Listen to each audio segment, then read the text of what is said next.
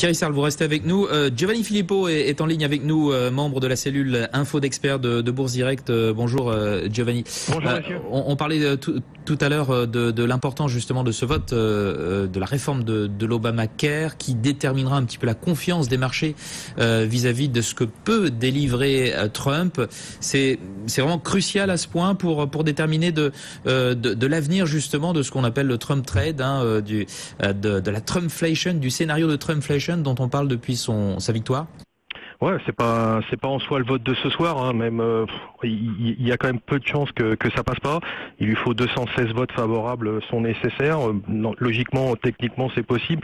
Mais bon, voilà, c'est comme je vous disais, c'est surtout un vote de confiance parce que suivra derrière un certain nombre, si vous voulez, de réformes qui doivent être vite adoptées parce que Wall Street attend vraiment, si vous voulez, les réformes au niveau fiscal, au niveau dépenses d'infrastructures. Voilà, donc là, pour l'instant, Trump s'attache, je dirais, à démonter tout ce que Obama a mis en place, s'attache dans ses politiques d'immigration, s'attache à provoquer un petit peu le G20, à provoquer un petit peu les Occidentaux au niveau des contrats commerciaux, mais voilà, Wall Street attend bien plus et c'est vrai que il a un peu perdu un petit peu de sa carte de crédit depuis son investiture, donc il faudrait pas effectivement ce soir qu'il y ait un mauvais pas parce qu'il y a vraiment un facteur de confiance qui est très très important. Donc bon, je me fais pas non plus de gros soucis. D'ailleurs, le marché non plus, on le voit bien après le petit trou d'air qu'on l'a connu au cours de la séance de mercredi. C'est juste un trou d'air là, ou c'est annonciateur d'une correction un petit peu plus sévère, quoi qu'il arrive, hein, du côté de l'Obamacare.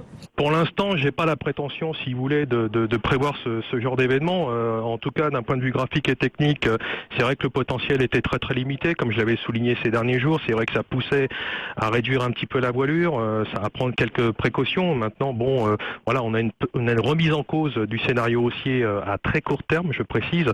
En revanche, sur le court et moyen terme, et surtout vis-à-vis de la tendance de fond, il n'y a rien, si vous voulez, il n'y a aucun signe caractéristique de faiblesse. Alors maintenant, ça peut arriver, hein, tout peut arriver. Mais disons que dans l'état actuel des choses, il ne faut pas surréagir, si je puis dire. Donc c'est sain d'être le moins exposé. C'est ce qu'on a fait de notre côté. On a réduit à peu près d'un tiers nos positions courtes.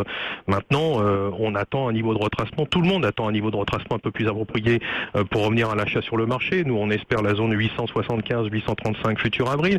Peut-être qu'on les verra, peut-être qu'on les verra pas. Mais je ne crois pas qu'il y ait vraiment un retournement de tendance à l'heure actuelle. C'est un petit peu risqué donc quand même de se positionner à l'achat dans telles conditions.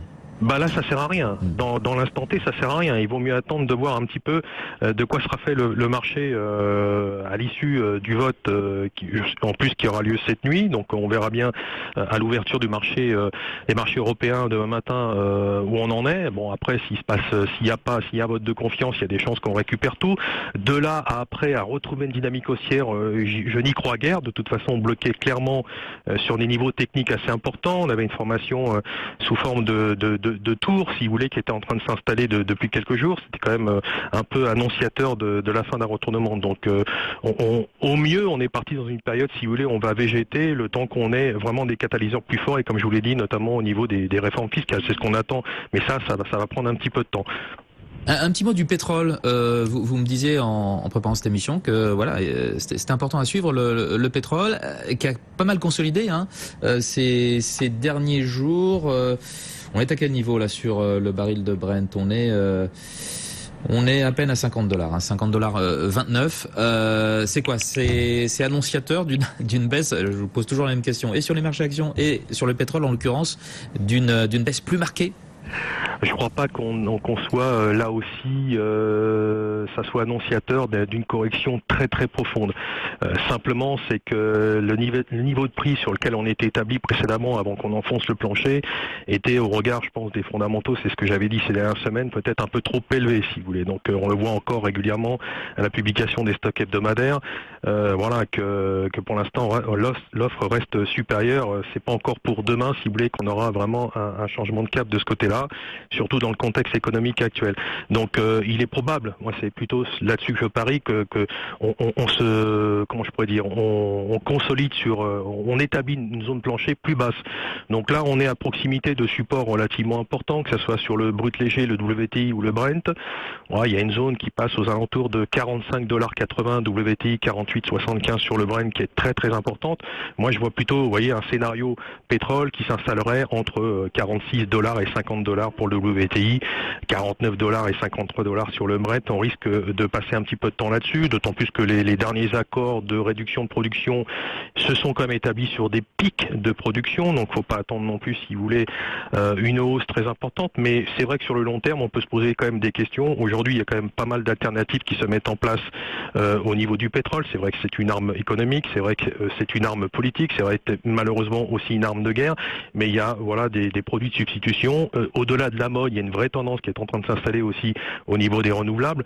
Donc voilà, moi je dis que le pétrole, pour peu au maximum, puis puisse remonter vers 60 $, ça sera vraiment le grand maximum à moyen long terme. Ouais, mais on l'a longtemps attendu, ces 60 $, et puis on s'en éloigne de plus en plus. Thierry Serle, vraiment en quelques mots,